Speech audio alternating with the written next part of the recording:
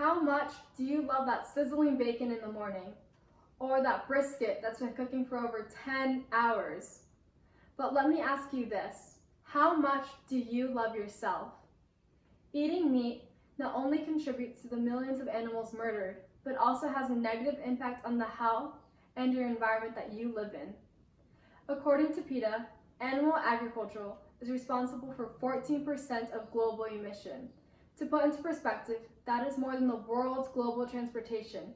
Imagine the cars, jets, motorcycles, planes that are being used every single day. Today, I'll be discussing on problems that coexist with meat consumption. Secondly, I'll be discussing on ways to limit meat intake. And thirdly, I'll discuss on what our health and our environment will look like when we take steps to eat less meat. First, I'll talk about how meat affects us directly. It affects our environment and our health. In fact, studies even show that eating meat not only increases the risk of illnesses, but other heart diseases as well. In 2015, the World Health Organization placed processed meats such as bacon in the same category of cancer risks such as asbestos or even smoking cigarettes. As you can see, meat has a negative impact on your health and can even be identified through a woman named Kate. Kate has 3 children. She suffered from fatigue, a cough, and swelling in her leg. After being diagnosed, she found out she suffered from type 2 diabetes, right heart failure, and sleep apnea. She was only given 2 years to live. She knew she had to make a lifestyle change, so she went more on a plant-based diet. Only 1 year later, she no longer needed a transplant, off her medication, and only required an oxygen tank at night.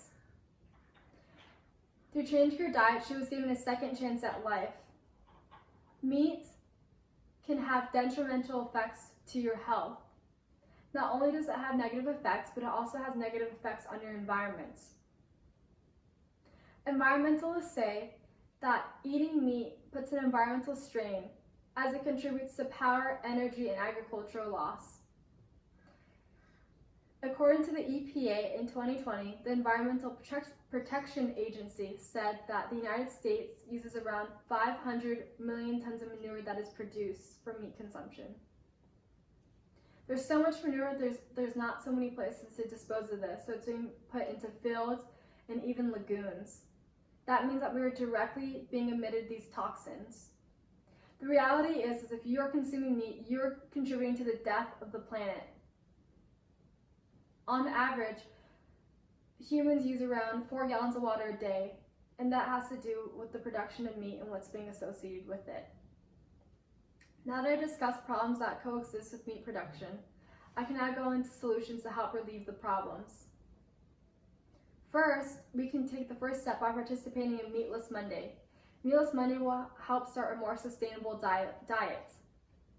According to the organization, 2003, Meatless Monday said that only doing this for 1 year is equivalent to saving 348 gallons of emission of a car. That is a run from Ventura all the way to Sacramento, and that is a lot of saving.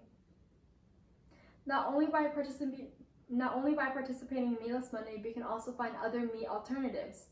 And the most common argument is, where would I get my protein?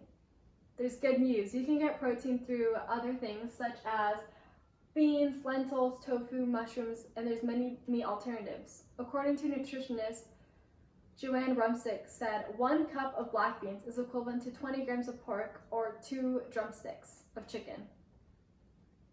There's plenty of alternatives, such as the next time you think about getting chicken wings, you can have cauliflower wings, or instead of a Philly cheesesteak, you can replace it with jackfruit, or even a pepperoni pizza, making that simple change to changing it to a vegetable pizza. There's plenty of alternatives that will not have detrimental effects to your health and to your environment. Now that I've discussed on solutions, we can now discuss on what our health and our environment will look like when we take a step towards be part of the solution rather than contributing to the problem. Going on a more plant-based diet can drop your cholesterol by 35%. It also reduces the risk of other illnesses such as obesity, type 2 diabetes, cancer, high blood pressure, and many more. Not only does it do that, but it also is best for the environment. According to PETA in 2020, if you eat more vegetables, you're increasing biodiversity and also increasing agricultural land. The reality is that it's best to eat less meat. And not only that, but by going on a more plant-based diet, you can decrease agricultural water by 50% and agricultural land by 80%. In efforts by doing these changes, we can make an impact onto our environment and to our health. And it will be long-lasting for our future generations as well. Today I've discussed on problems that coexist with meat consumption. Secondly, I discussed on solutions in which we can help limit intake of meat. And lastly, I talked about what our health and our environment will look like when we take a step towards these changes. I strongly encourage you to participate in Meatless Monday and look for other meat alternatives to replace. You can make a change in your health and your environment by eating less meat. You must re-examine what you consume and ask yourself, is it worth the harm to yourself and the environment? We are consumers, and we must be conscious in what we eat by eating less meat. I asked you in the beginning, how much do you love yourself? The next time you eat meat, you must think about the harm that is being associated to the environment and to your health. Is it worth the taste to your palate? Thank you.